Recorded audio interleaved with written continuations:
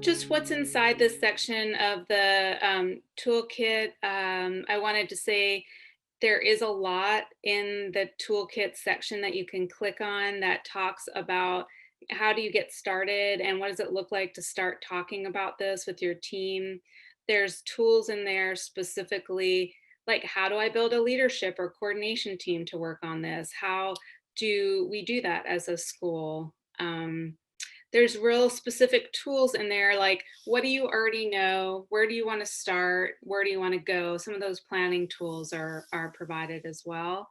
um, some key questions for planning and monitoring, and there's even some facilitation tips in there. And I know not everyone has tons of experience with facilitation, but I'm sure some of you do. And so it's a great place. We have a video from Timmy from our office who does a lot of facilitation, and we may be continuing to add tools in there, but it also includes sometimes agendas and things like that. Like if I am pulling a planning team together or our team, what are the things that we might want to talk about or do together? How do we get started? And then there's some other tools in there just around the quality improvements, like not just about the planning piece, but how do you know that you're making progress and you're doing what you set out to do? And I mentioned the checklist and assessment. So there's tons in this section, and we won't be able to look at all of it today, but we'll dive into a couple different areas.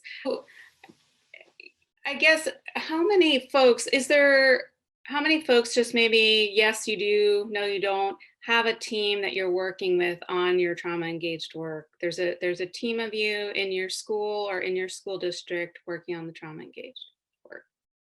Just yes or no. I was going to do a poll, but we'll just do a yes or no in the chat. Well, I have a question. This is Jody. Yeah, So, sure. at both of my schools, we have foundations teams, which does not, it addresses, I guess, indirectly trauma. It's not specifically because we work on, the MTSS system of behavior Right. and different ways to implement things, which includes students who are experiencing trauma, but it's not specifically Sure. trauma. So I guess I don't know where Well, that. that's a really good, thanks for asking that, Jody. Because I think that what I've seen in a lot of districts is that they have one of the success factors for,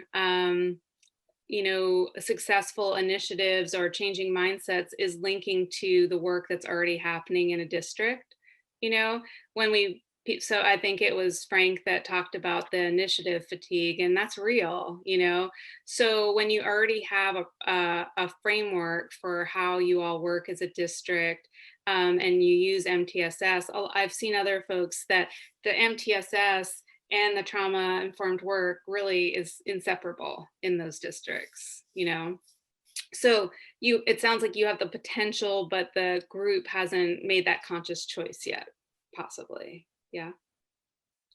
Is that true, Jody? Yeah, yeah, I would say so. Like maybe it's just a conversation to see how folks feel like the MTSS and the trauma engaged work, both the universal aspects and the more specific supports fit into your MTSS Yeah, thinking. I would say that's probably the case.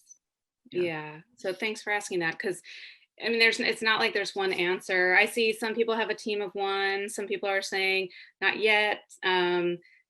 There's a team that's been attending these sessions, so maybe there's an opportunity.